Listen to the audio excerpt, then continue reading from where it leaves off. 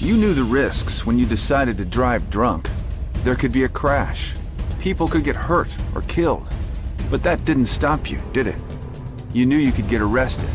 You could incur huge legal expenses, and you could possibly even lose your job. You were well aware of the consequences of driving drunk. But one thing's for sure. You were wrong when you said it was no big deal.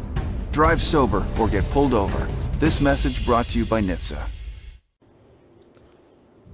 What Steeler is due to gobble up Antonio Brown's targets? Who is the better Football Guys Players Championship tight end flex, Jason Witten or Charles Clay? And can Jamal Williams or Aaron Jones lead you to the promised land this weekend? Plus, the Week 16 leader in the 2017 FPC, Tyler Lahr, joins us to break down his ascent to the top of the leaderboard, what tough quarterback decision he's facing, and more. We've got a great show for you. Dave Gerzak is here. I'm Eric Balkman. Stick around. Your high-stakes fantasy football hour starts. What more can I say? We top billing it. Valiant without villain it. Viciously found victory. Burn towns and villages. Burning, looting, and pillaging. Murderers try to hurt us. We curse them and all their killers. I just want the bread and bologna bundles to tuck away. I don't work for free. I am barely giving up away. So tell begging Johnny and Mommy to get the away. Yo, here's a gun, son. Now run. Get it the gut away. To shoot another day. Broadcast live and heard around the world, you are now listening to the most entertaining hour of radio on the planet. It's the High Stakes Fantasy Football Hour presented by MyFFPC.com with your hosts Eric Balkman and Dave Gerzak. The High Stakes Fantasy Football Hour is your home for football analysis from the best fantasy players in the world. And now, because no one else was available, here are Eric Balkman and Dave Gerzak. Nobody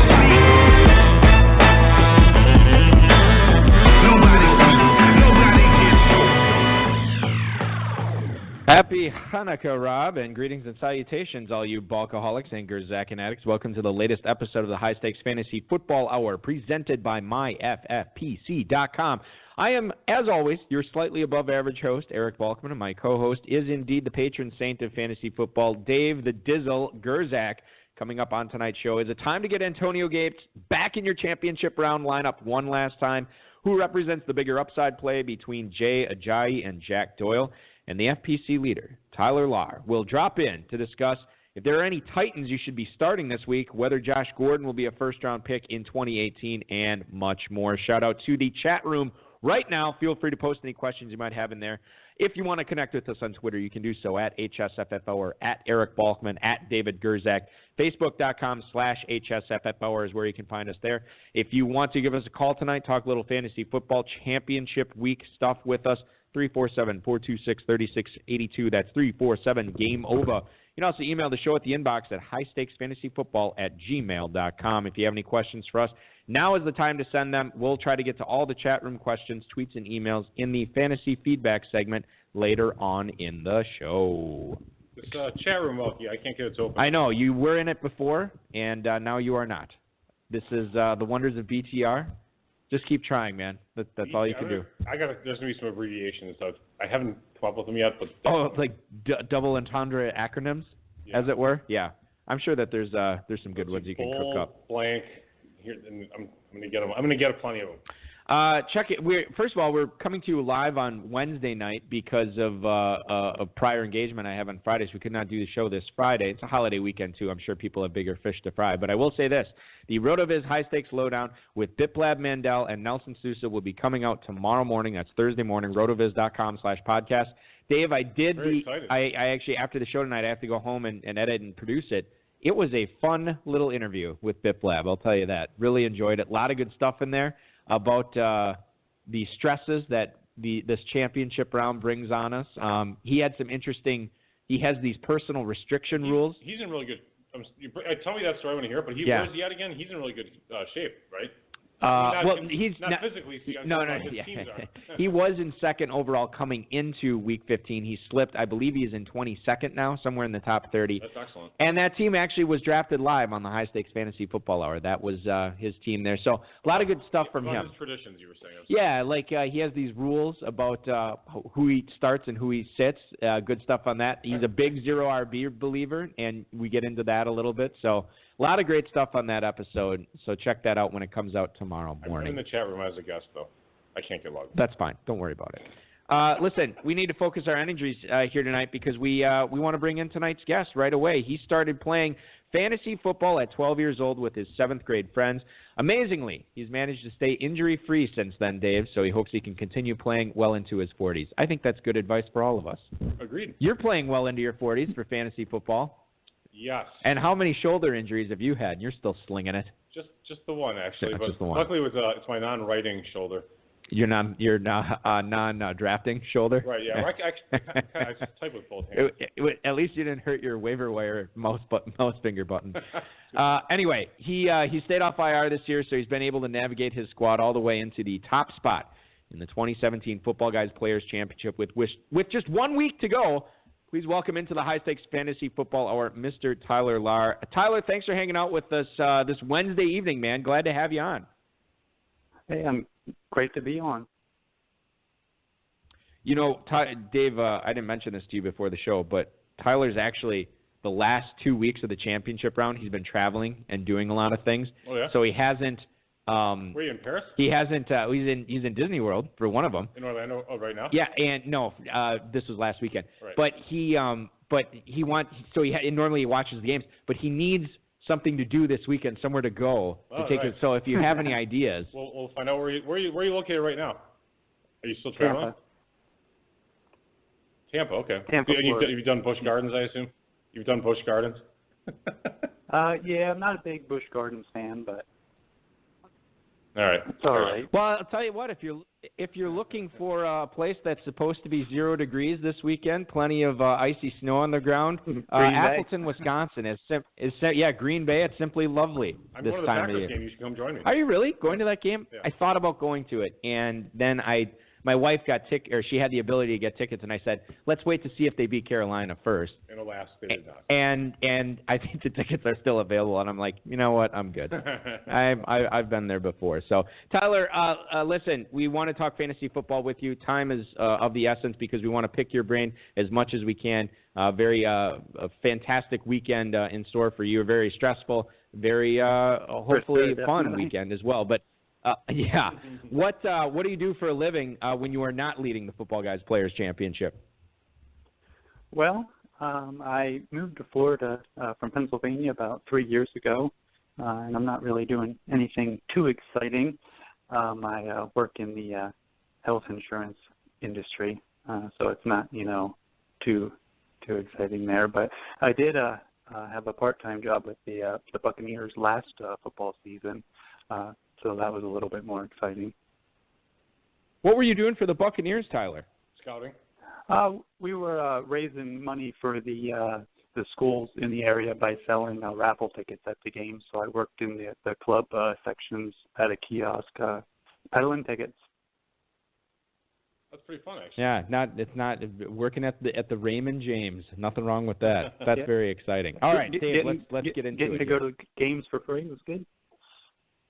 No doubt, right? Listen, there's a difference between going to a 0-degree football game in December in Green Bay as opposed to the wonderful temperate climate of Tampa, Florida. That would be lovely. Yeah, a lot.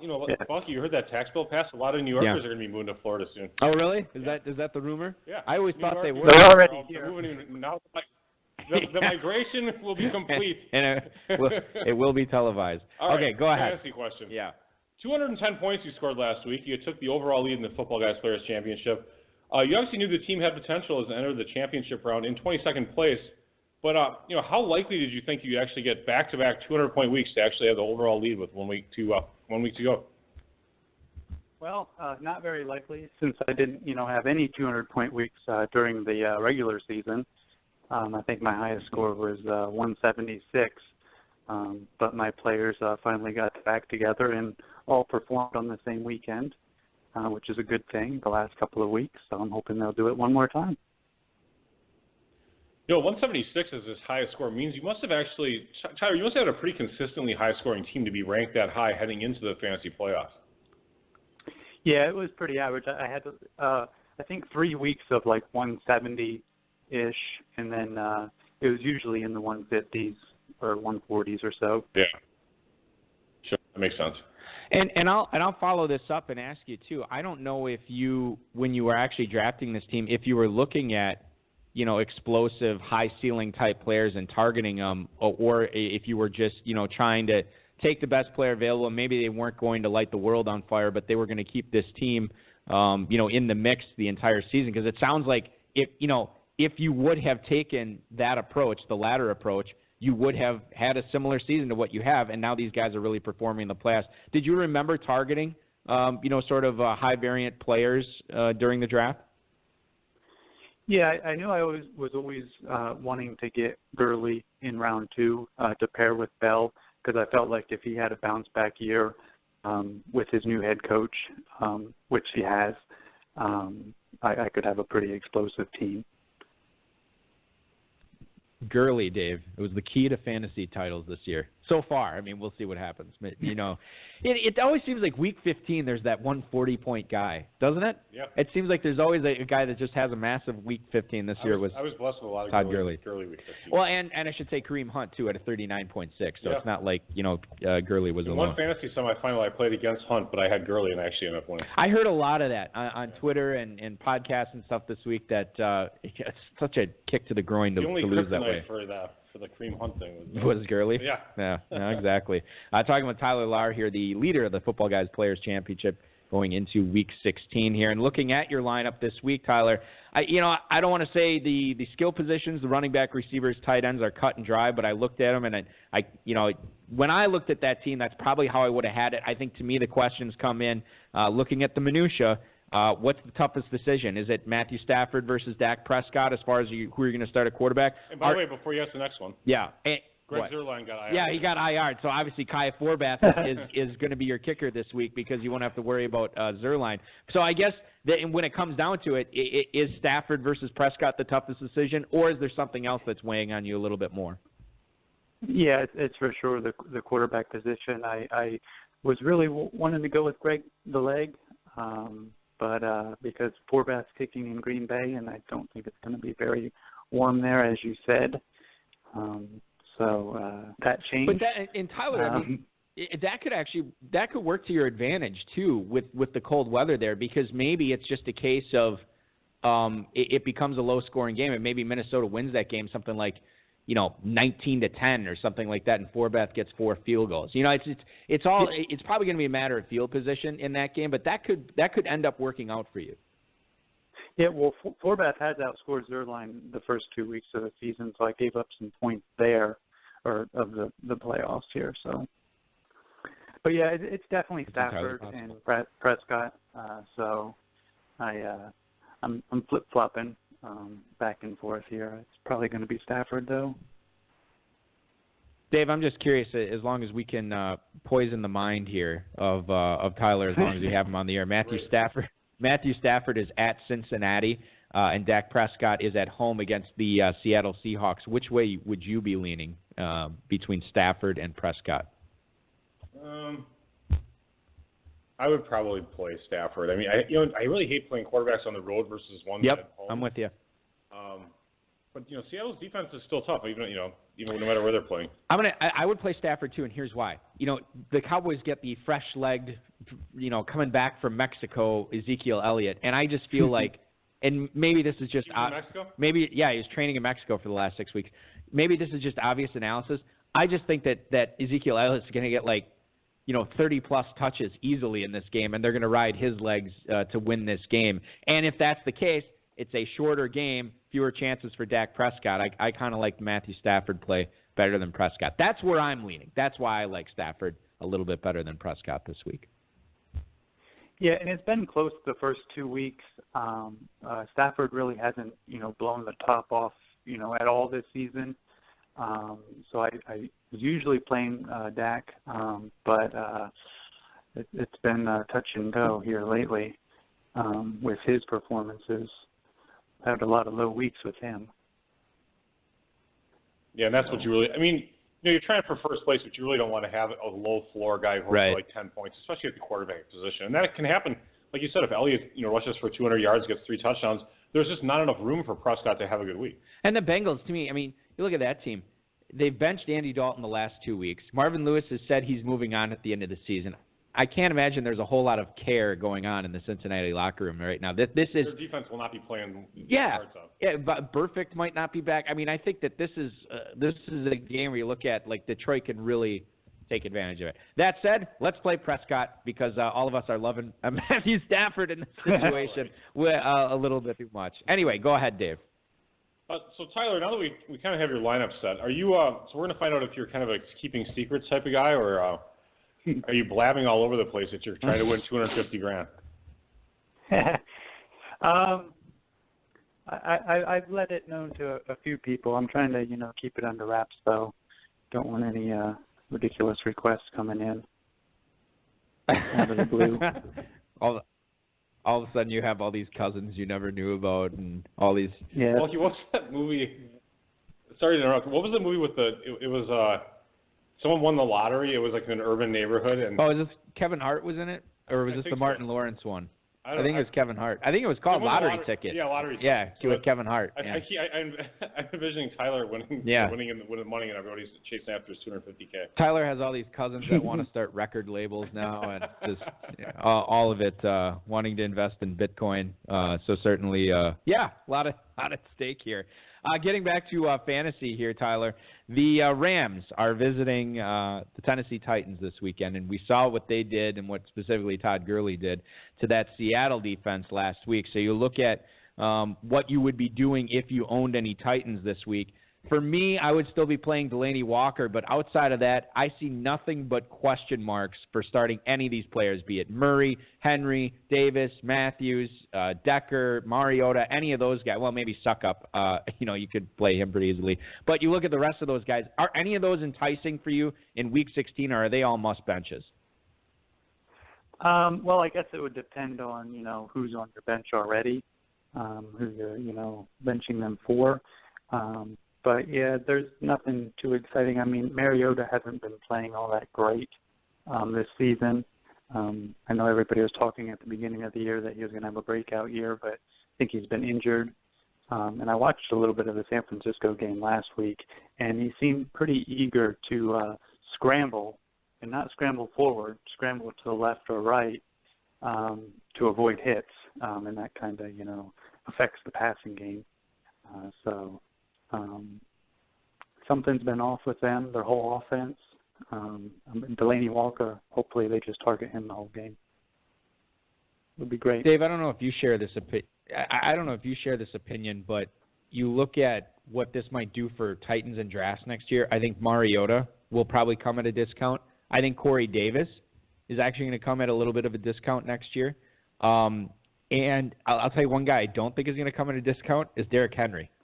Because I think a lot of people are going to fault DeMarco Murray for this offense not running the way it should have, because he was still getting a ton of touches, right, and it just wasn't going.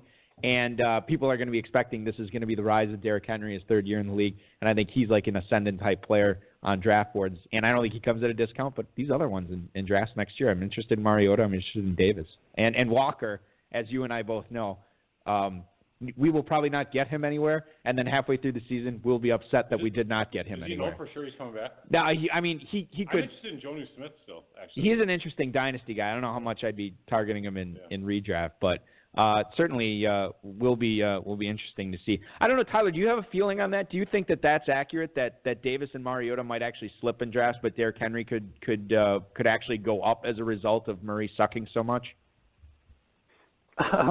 Well, I guess that would depend on if they keep Murray around. Maybe they choose to move on in a different direction.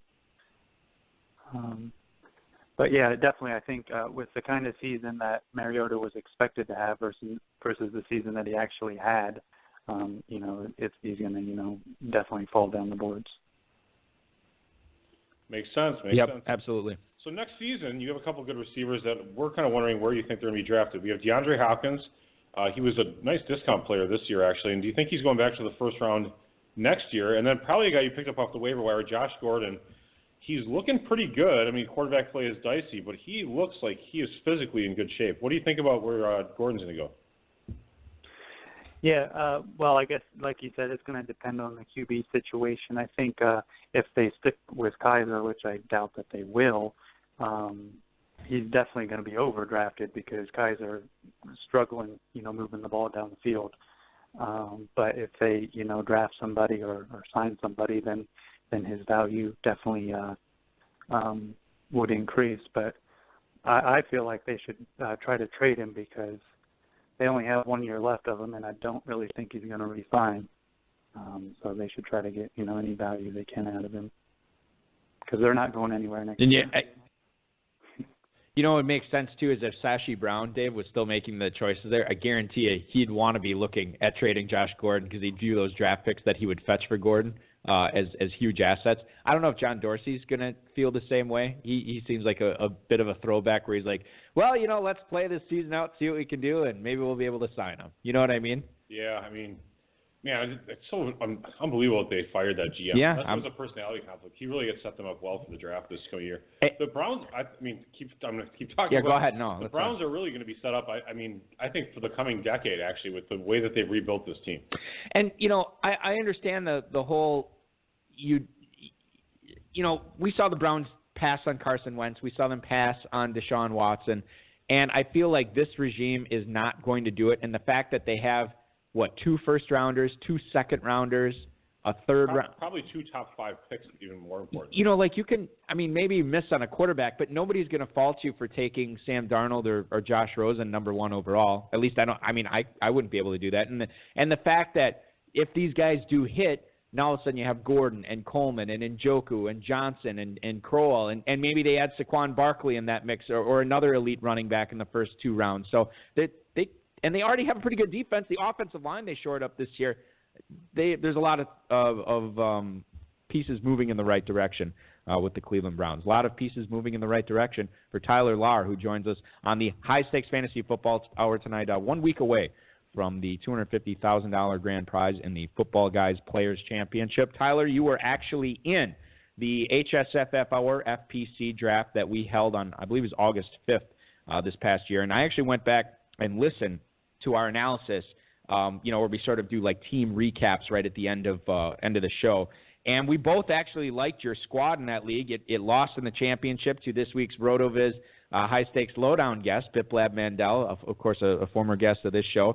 It's in the top 40 of the FPC right now. What was it like drafting against that group of guys? Because typically the players we get in that draft are a little bit more accomplished on the high stakes and mid stakes level, and you were going up against them, and you had a very successful draft. What was it like competing against those guys rather than just your run-of-the-mill FPC players in other drafts, or did you not notice a difference? No, it was great. When you go up against guys who are so accomplished, it makes you, that much better because you got to be on your A game, going into it. You got to be, prepared because there's not going to be, too much value to find in the draft. And I think the draft filled on in March. So if you're signing up for fantasy football in March, it's going to be pretty serious. Right. That actually brings me to our next question. When you first started playing with us here at the FFPC, did you have any difficult adjustments, moving up to the competition level, or to be honest, maybe down to it? Maybe your local league is a bunch of superstars. Hyper competitive. That pay better attention than people here. And also, do you think there's anything you need to get better at in fantasy? Like, what's a weakness of yours? Well, I think the biggest adjustments that I had to make, or everybody has to make, is the 1.5 points per reception tight end. How to adjust that into your draft plan. But I think as far as the competitive level, I think being more proactive instead of reactive, because when you're playing local, you can usually, just be a little bit more reactive. And I know Chris was on the show last week talking about how he picked up Kenyon Drake well before he broke out. So that's just showing you how proactive you need to be. And not only that, and I'll say this too. Go ahead. I'm sorry. Go ahead, Tyler. Well, that's where I was going to say where my weakness is. I definitely need to get better with the free agency blind bidding system. that is certainly I either overpay or I don't bid enough, and I'm working on it.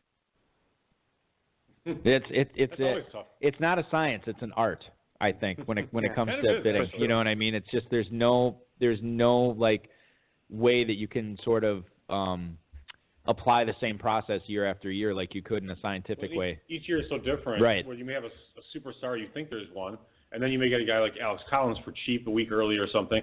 So it's like it's tough to even evaluate how you did on the waiver wire until the season is all done and how you did overall, I think. And I think, too, the other thing to keep in mind, and I've said this seemingly every week on this, well, maybe not every week, but every other week, I struggle with looking forward, Dave, where I'm looking not what ad drops I should be doing that week.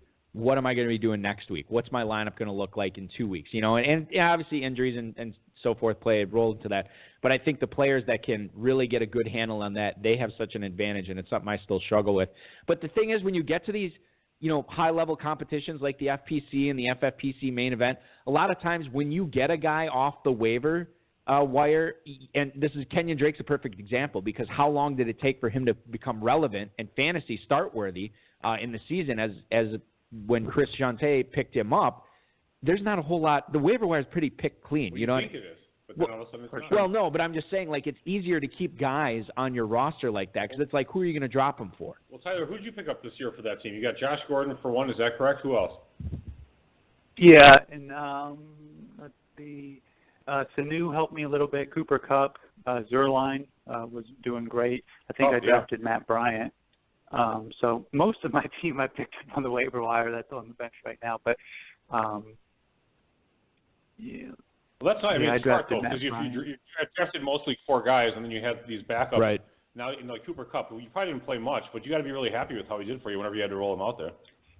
Yeah. Well, the biggest thing is in most of my drafts in the 20th round, I targeted him in almost every round or every draft was Juju Schuster, but I cut him like week 3 because they weren't using him, and I think he could have really came in handy this week. That's the other thing too. This is a trap I fall into a lot of times, Dave. On the waiver wire, I'm looking at picking up guys that can help me for the rest of the season, rather than looking at guys that can maybe help me for a week or a pocket of weeks. You know what I mean? I'm always thinking. Sometimes it's better to think smaller than uber big on the waiver wire too. So that's something to keep in mind. Let's get to a couple of emails we have here for you, Tyler, from some listeners. The first one's from Al in Quitman, Georgia. He writes, assuming Joe Mixon misses, do I flex out Giovanni Bernard versus Detroit or Jesse James at Houston? I play in a tight end premium league, so obviously this makes it a tougher call for me. Thank you for the email, Al. I read a report, Dave, today that Joe Mixon actually practiced in full, so maybe this decision is made for him. But let's play this out. If Mixon is ruled out, are you playing Bernard against the Lions, Tyler, or is Jesse James at Houston with no Antonio Brown a better play in this situation? Well, I think he learned his lesson last week about extending into the end zone.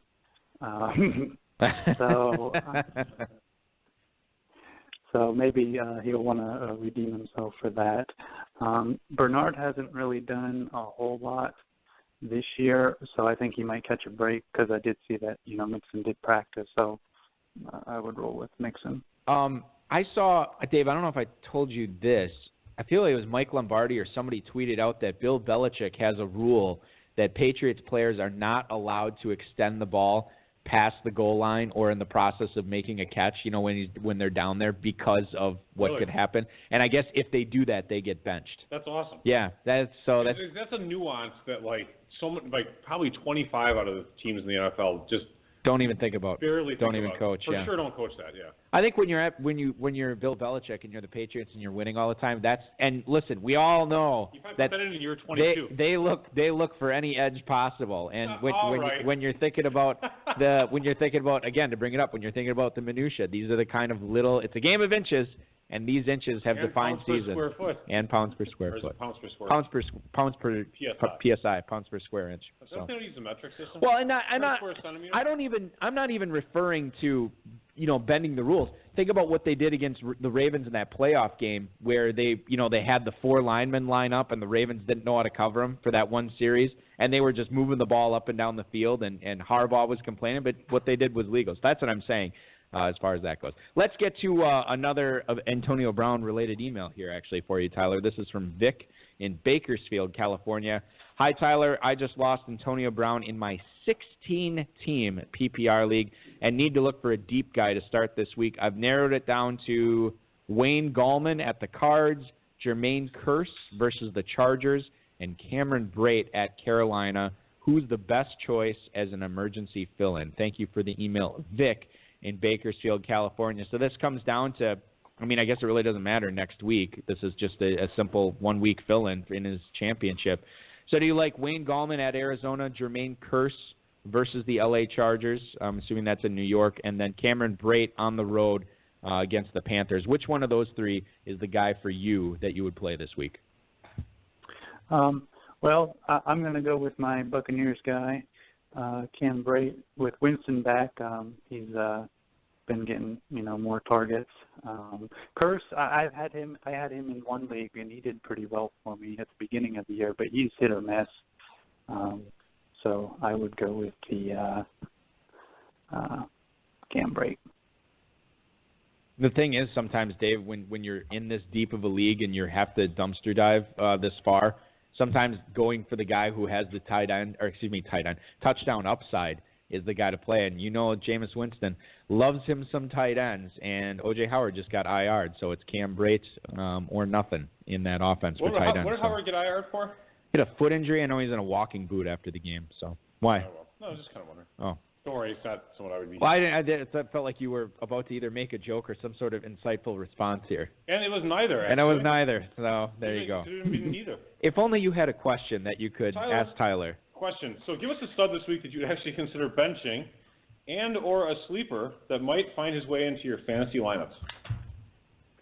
All right. Kind of goes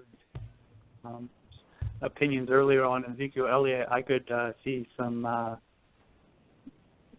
people that would consider benching him just because he's coming back from 6 weeks off, and Morris and Rod Smith, did pretty well while he was gone. So they didn't really get too many touches before he was gone. So I'm thinking they're going to still try to find, some room to keep them involved and ease Elliott back in instead of force him back in. Although the season is on the line, so maybe they give him 30 carries.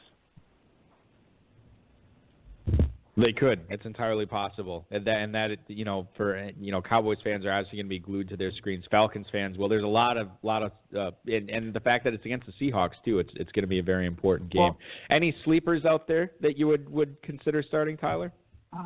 Well, it's hard to find a sleeper this late in the year if they haven't woke up yet. I Right. don't think they're going to. But I would go with, one of the Steelers wide receivers, with the Brown injury. So Martavius Bryant, I guess, I don't know that he's really a sleeper, but he might break out. If he wants to get paid by some other team, this is the week to do it. That's right.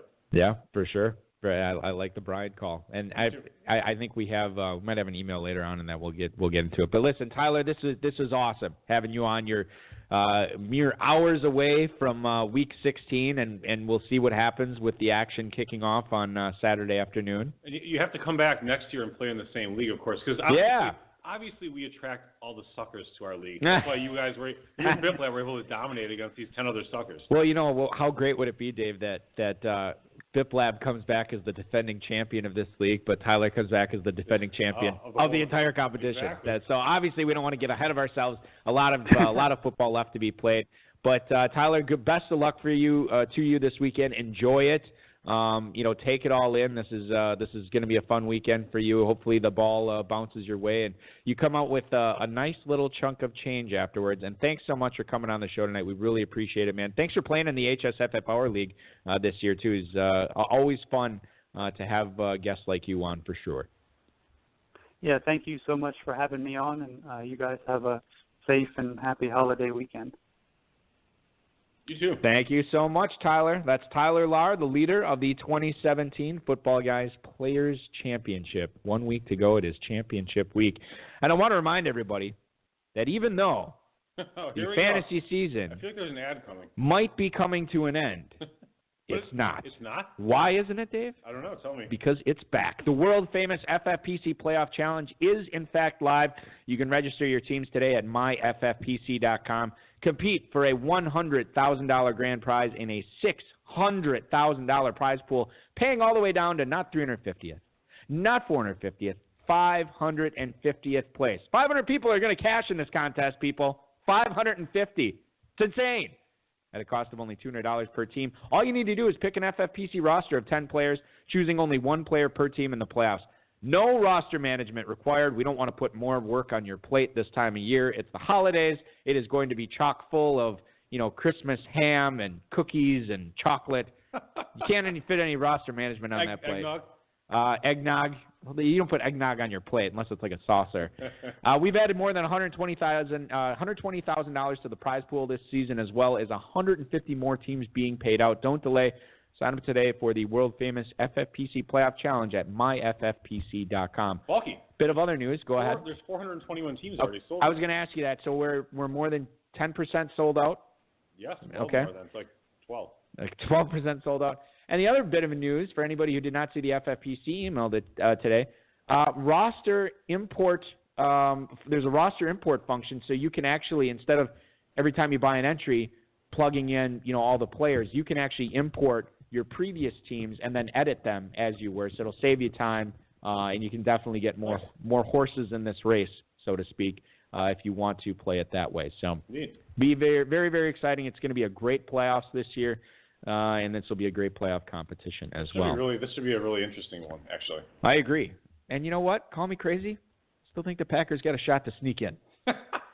See what happens. Mathematically, it's well, it was a bold move, re-IRing Aaron Rodgers. We'll see how it works out for him, Cotton. He wasn't the guy to get him there. Thanks to Football Guys, RotoPass, RotoWorld, and Rob for tonight's rundown. Touched on this earlier. Ian Rappaport of the NFL Network reports that Antonio Brown will, in fact, miss the rest of the regular season. So this begs the question. I think that in most leagues, Dave, not all of them, but most leagues, both Juju Smith-Schuster and Martavis Bryant are rostered, probably not by the same team in that league, although I guess it's entirely possible. But if you had one of them, you're playing Smith-Schuster, right, for sure. Does Bryant creep in to the start conversation at all here with no Brown? I would definitely look at Martavis Bryant if I had some need, especially if I own Brown. I would start him. But yeah, I think Schuster is the guy to really start. In fact, I've been reading there's a thread on the Football Guys boards, and people are talking about starting Schuster over players like Josh Gordon, over Tyreek Hill, over Brandon Cooks. Yikes! And those are high quality, all pro caliber players. But Schuster has redeemed himself very well, and people know there's just so many targets to go around with Big Ben. He's a really good quarterback. He has a good rapport with Schuster. You want to play a quick Would You Rather at Juju Smith-Schuster? Sure. You know what's funny is actually in my Dynasty playoffs, I have Schuster considerations in a multiple league. All right. Let's start it off with the discussion you saw.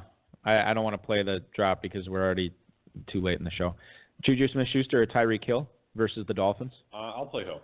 Juju Smith-Schuster or A.J. Green versus Darius Slay and the Lions?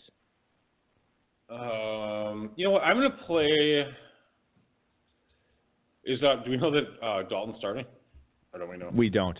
You know what? I mean, I'm assuming, but... I'll probably still have to start A.J. Green. I might go with Smith-Schuster there. The thing, Schuster has a higher floor probably than Green. But yeah, go ahead. Smith-Schuster or Brandon? You know what? I'll start Schuster because he's got a better quarterback. That's what matters. Yeah. My bad. It's okay. Well, this is going to make the next one interesting. Smith-Schuster or Brandon Cooks versus the Bills? I'm going to start Schuster actually over Cooks. And the reason is, again, with Cooks, I think I've looked actually, he's been averaging like 7 targets the last 3 or 4 weeks. So he's not, I think it's 7, 3, and 7 or something of that nature. Yeah. So he's just not getting targeted like 10, 12 times where you're guaranteed the 4 for 50, 4 for 60. Every once in a while, Cooks will lay an egg. Yeah, that's true. Juju Smith-Schuster or Jarvis Landry, speaking of targets, Dave, at the Chiefs? I'll play Landry. I would too. Juju Smith-Schuster or Doug Baldwin at the Cowboys? I think I'm starting Smith-Schuster. I am too. Juju Smith-Schuster and the guy who got 17 targets last week and turned them into 2 touchdowns, 7 catches for 39 yards, Michael Crabtree. Who do the Raiders play? At Eagles. Their defense is pretty tough.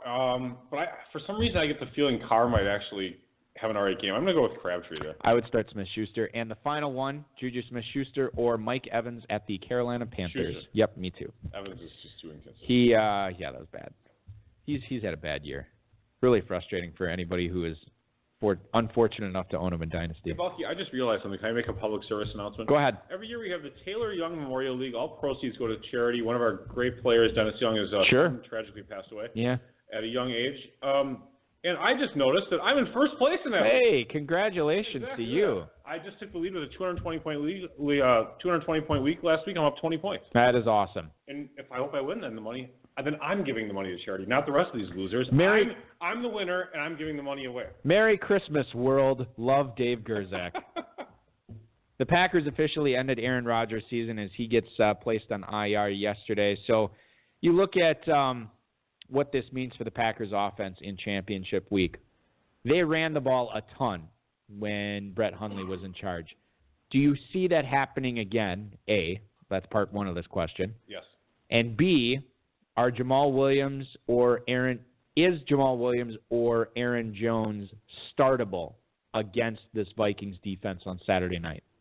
Christmas Eve, as it were. This is a home game. I think they're 9.5, 9-point dogs or something like that. Yeah, and it was a pick'em before that. Can you believe this? I've never seen a line move. I brought this up today. So go back to last week.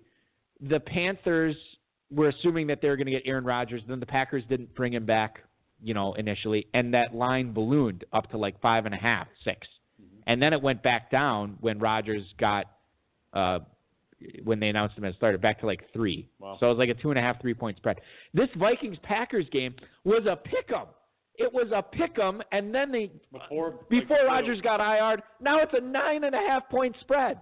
And of course, typical Packer-hating audio engineer Bryce always like, the line probably moved like 15. And I'm like, 15? Are you insane? He's like, 15, 9.5. That's not that big of a deal. I'm like, it's that big of a deal. He's a Lions fan, Bryce. Yeah. No, he's a Lions fan second. He's a Packers hater number 1. That's funny. Anyway. So do you have a question? Yeah, Jamal Williams. Sorry, counselor. Jamal Williams or Aaron Jones here. Are either of them startable? Yeah, Jamal Williams I would give consideration to if I didn't have other players. Deep confessions here, Balky. Yes. Deep confessions. I started Jamal Williams over Christian McCaffrey in a playoff game last week. Excuse me. Yes, I can totally. I'm going to need you to repeat this for a second. Jamal Williams, a guy that we incessantly ripped on in the pre-draft process. Christian McCaffrey, a guy who had to wear, one of those made of the mist Niagara Falls tarps over himself anytime he was around you. I think I forgot I owned him. Oh, my gosh. When I took the lineup, I think I forgot to look on my bench. That is unbelievable. So that's the excuse I keep telling myself. Or the crappy My Fantasy League projections had Williams scoring more points. I just didn't think about it, and that might have been it too. Yeah, who knows? Either way, it was my fault. I had Gurley, so I got lucky and got a win. Yeah.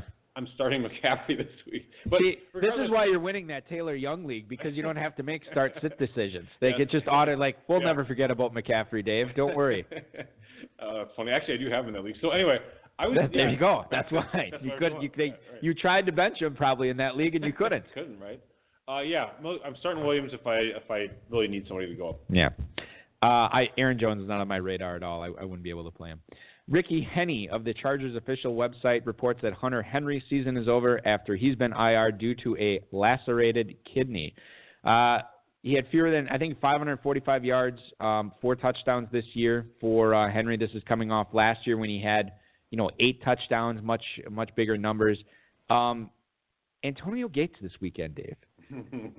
In a tight end premium format, the Chargers are taking on the Jets in New York this week.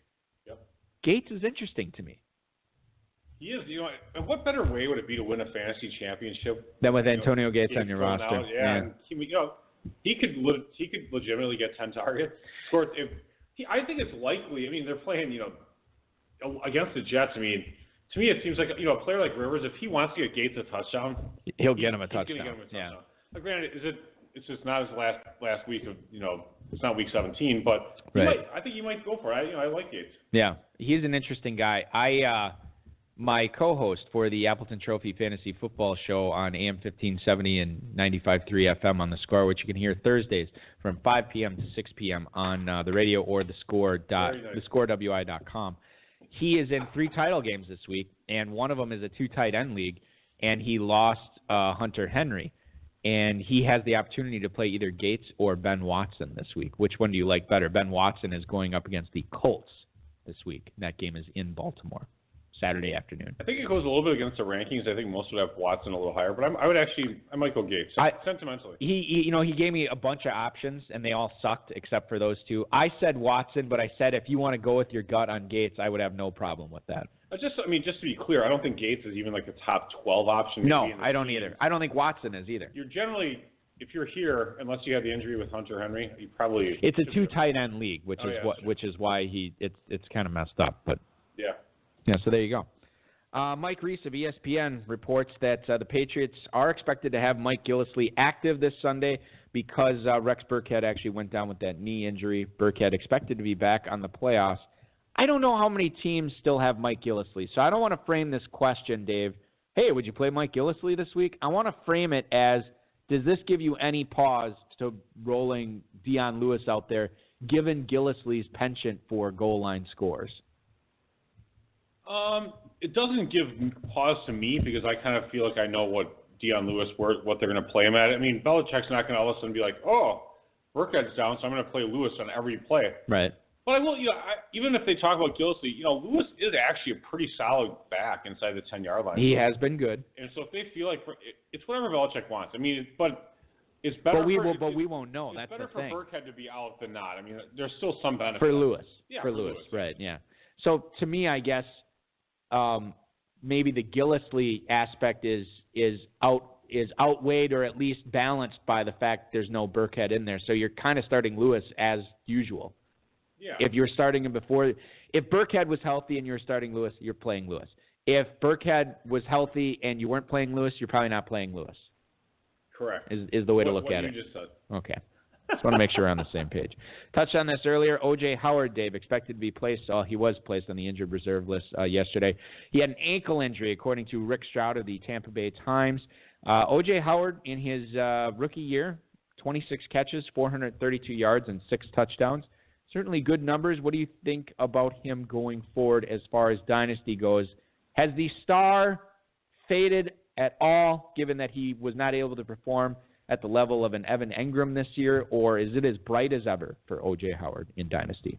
I think he had, because Brate was a pretty good tight end. He's a high caliber player. Right.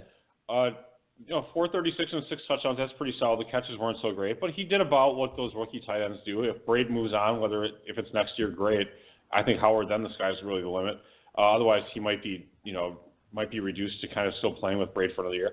The thing is, Ingram did so much better. Right. That's where if I did draft Njoku or if I drafted Howard, I would be like, damn, I could have had Ingram. Right, could have had Ingram. So I think that's the only thing that's a little bit frustrating. But even Njoku as well, I feel pretty decent about that. Once they get the quarterback situation taken care of, which they will eventually. Eventually you have to have a quarterback that doesn't suck, right? Hey, that's what they said in 1991. I mean, the Bears have been saying that for 30 years.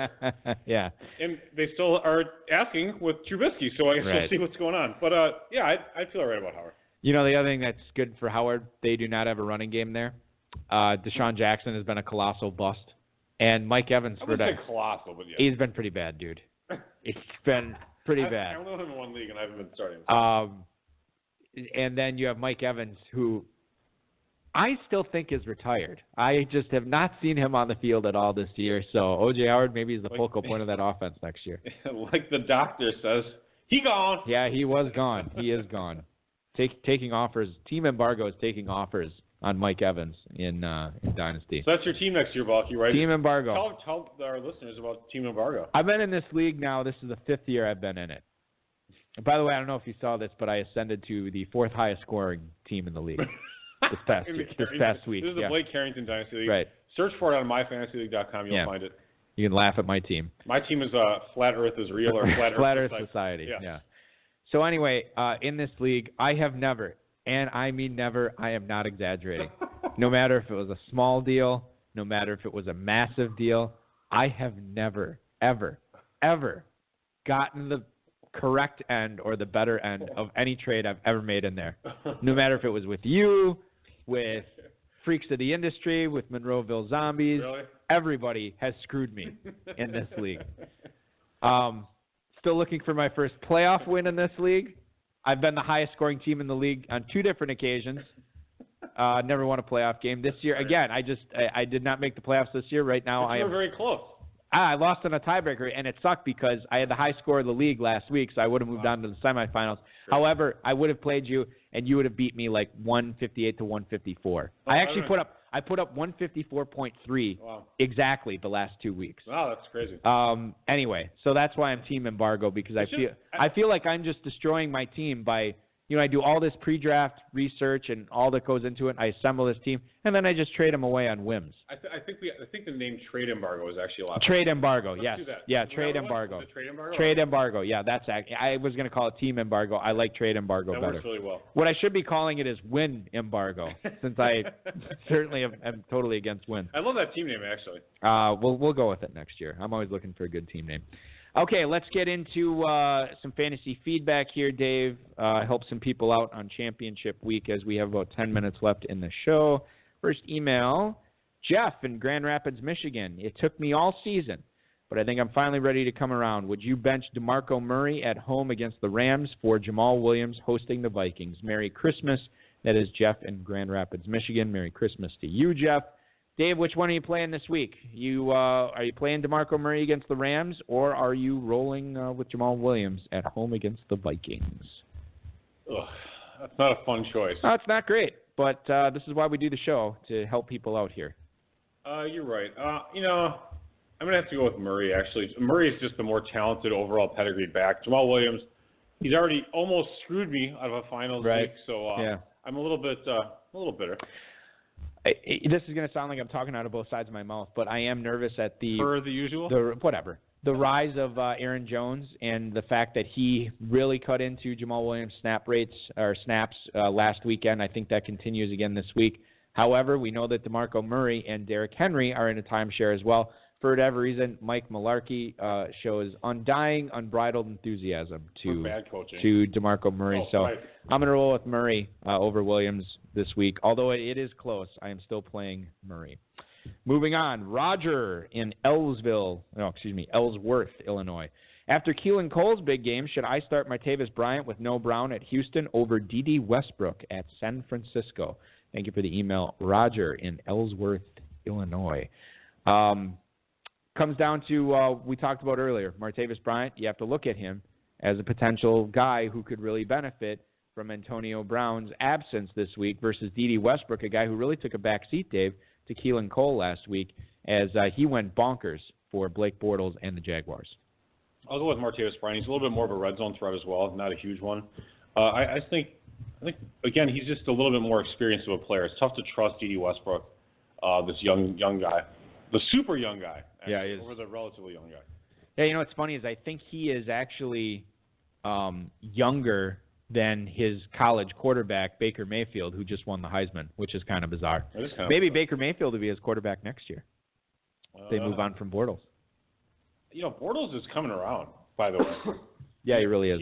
He's playing pretty darn well, actually. He might be in my post-type sleeper category. Mike Clay pointed this out today. We'll see what his alcoholism looks like in the end. Yeah, that's always important. They should add that to the combine. Cuts down PA. Yeah, Mike Clay from ESPN said that Blake Bortles has been great over the last 4 weeks, but before that he was pretty dreadful too. So buyer beware on that. We're going to get into Bortles in a little bit. Some people are late bloomers. Some people are. They just don't emerge until after a certain time frame. Yeah, I feel like in 5-6 years I'll actually sound like a semi-decent podcast host. So hopefully I'm around that long. That 10,000 hours rule. You're getting there. Yeah, I'm only about 9,000 hours away. Maybe 9,900. Well, it has to be good high effort hours. Then I'm more than 10,000 away. I'm actually in negative as far as that goes. I'm actually going to play D.D. Westbrook here over Martavis Bryant. He's let me down way too much, and I'm rolling with Westbrook. I'm actually in a Kentucky league, Dave, ancillary I Want Vegas league. Yeah. The salt contention? Yeah, the Salt and Pepper guy is in second place. 9 points out of first after putting up a 170 last week. Great. And it has D.D. Westbrook. So hopefully, Good luck. fingers crossed that, hope that you do well. Westbrook crushes That'd this be week. nice. We'll see what happens. Jim in Akron, Ohio. Happy Festivus, guys. I can't win the whole shebang in the FPC, but I'm trying to at least cash in the championship round. Is the correct start Chuck Clay at New England or Jason Witten versus the Seahawks? Chuck Clay, huh? Hope your holidays are awesome. That's Jim in Akron, Ohio. Chuck Clay. I think Charles Clay would prefer the less familiar. What about He doesn't like the two form. What about Charlie Clay? Would you play him or Jason Witten? So Clay at New England, Jason Witten against the Seahawks. Which one are you playing, Dave? Whitney. What is the correct play? I think I'm going to week? lean towards Clay. And the reason is that the Patriots are going to try to shut down the best player, Yeah. and that's going to be Shady McCoy. So I think they're going to leave Clay out there roaming around while they're going to take the linebackers and try and do a few run blitzes and so on. Oh, the problem is the game script. I think Buffalo's going to get out to this huge lead. Oh, of course. And then they won't be throwing it. Oh, wait a minute. That's bizarro world. Let's flip that around. Game script for me, I think Clay gets very involved and make a great point about Shady McCoy. And then I'm still of the opinion that Ezekiel Elliott is really where that offense flows this week against Seattle. So I'm going to play Clay over Witten. Rick in Ephrata, Pennsylvania writes, hello, Frosty and Rudolph. I've been riding the late-round quarterback all season, and now I'm in Rudolph, the championship. The redheaded co-host? Yeah, so I guess that makes me Frosty. Yeah, because you're tips. I don't have frosted tips. Not anymore. I never did. Not Jeff Manns. And now I'm in the championship. Yeah. Well, he would admit it too. He doesn't care. Blake Bortles at the Niners or Case Keenum visiting the Packers. Rick in Ephrata, Pennsylvania. So which one? We just talked about this. So Blake Bortles is going all the way across country to play against the Niners. Niners defense. So the suddenly vaunted 49ers defense. Yeah, it is, yeah. And then you have Case Keenum against whatever the opposite of vaunted is, Packers defense. The hapless Packers defense. Which one are you rolling with there? Does Minnesota have it all locked up? They don't have it all locked up. In fact, they can still get the 1 seed. It's possible.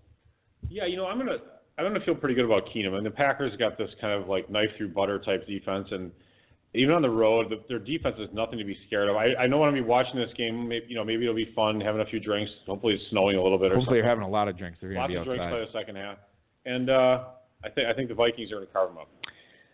I'm surprised that the total on these two games is only separated by 1 point. They are both low total games, 41.5 and 40.5, which is kind of surprising.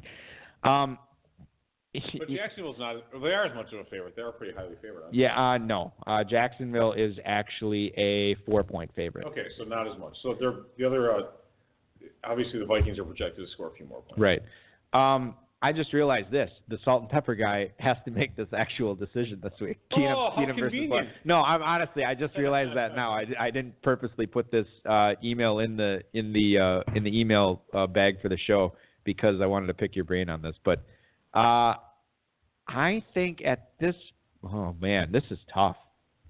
Which one did you? I said Keenum, but I mean Bortles does have a good matchup. I mean it's a road game. Both are road games. Yeah. So one is a flight all the way across the country. I mean there's a slight impact there, and the other one is but from Minnesota to Green Bay. Hasn't that been debunked? 45 minutes. Flying across all those time zones is not as. I think the matchup is better with Keenum though. I mean the Packers defense is pretty rough. You know what? You're right. What am I? I'm not gonna go ahead and trust Dom Capers. I will trust Dom Capers to screw it up. Nick Matterfield says Playing we should Keenum. fire Dom Capers. They're not firing Dom Capers. 5 or 6 times every Sunday. I think, was it Adam Schefter or somebody brought this up, Mike McCarthy is going into the final year of his contract with Green Bay, and he said, I don't know too many head coaches that are willing to make a defensive coordinator change going into their final year of their contract. His contract ends after 2018. After 2018. Shouldn't they be looking at extending him if they're going to do that? Otherwise, you get that lame We don't. status. The guy Is that who what they're kind of talking about? the guy who would be extending him, his contract is also up at the end of 2018. Thompson? Yeah. Then Keenan Ivory Thompson. Keenan Ivory Thompson, and He'd be a good GM. He just turned 65 too. So Ted, yeah. Ted he's looked like 75 the past 8 years because he's so gray and everything. He's white, man. He's beyond Orrin gray. Hatch is like the same hair color. Is Orrin Hatch still alive? Yes, he's a U.S. senator, but he's in his 6th term. He's like in his 80s. Yeah, I know. I thought he died like 10 years ago. No offense to Orrin Hatch. I know he's a dedicated listener to the show. I'm sure he follows you on Twitter, too. Brett in Denver, is he even on Twitter? Orrin Hatch? I'm sure he has a staffer that manages his Orrin Hatch Twitter account. Brett in Denver, Colorado. Which guy represents the higher upside play in the main event? I'm trying to make up ground to cash, so I need the guy with the taller ceiling. Jay Ajayi versus the Raiders or Jack Doyle at Baltimore? Tight end premium competition, Dave. Ajayi against the Raiders, Jack Doyle at Baltimore. Love your show. That's Brett in Denver, Colorado. Thanks for the email, Brett. Dave, you have any thoughts on this? I kind of might like Jack Doyle, actually. I do, too.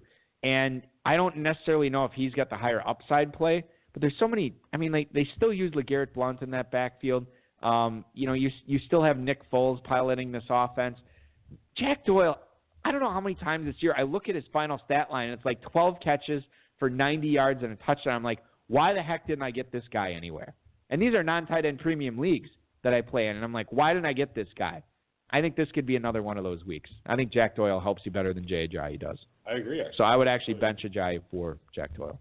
So, Balky, I just checked. Orrin Hatch has 52,700 more Twitter followers than you do. Okay, thanks. And I appreciate you doing some research and answering this question. Although your Twitter account's cooler. It is cooler. Anyway, so that's your Orrin Hatch update on the show this week. And with that, on that note, OrrinHatch.com if you want to go to his website. We're going to close out the show, thankfully. I want to thank Tyler Lahr. I want to thank Dave Gerzak, the FFPC, Rob Bryce, and, of course, you good for job, listening. Rob. Yeah, good job, Bra. We are back. Actually, we are not back on Friday the 29th. I will be back on Friday the 29th with a special co-host. You will not be around, Dave. You'll be off wandering the streets of Paris or whatever you do on your free time. Be gallivanting during the time between Christmas and New Year's. Yeah, so you'll be gallivanting. You will not be gallivanting on this show. So we'll have a special co-host coming up there. The season finale of the High Stakes Lowdown, you can check that out next week. We are going to have Matt Capps, a guest that was on the High Stakes Fantasy Football Hour 4 years ago, Dave. We're bringing him back for the Lowdown. He actually has a team, I believe, in 14th place. Nice. In the Footballguys Players Championship. He was an exceptional guest. I remember him vividly. You know why I remember him? Because I was in Florida for the show, and I was doing the show from Florida. I remember it was like the name Andy Capp. The Hot Fries? Hot Fries and the comic strip. Yeah. Forgot about the comic strip.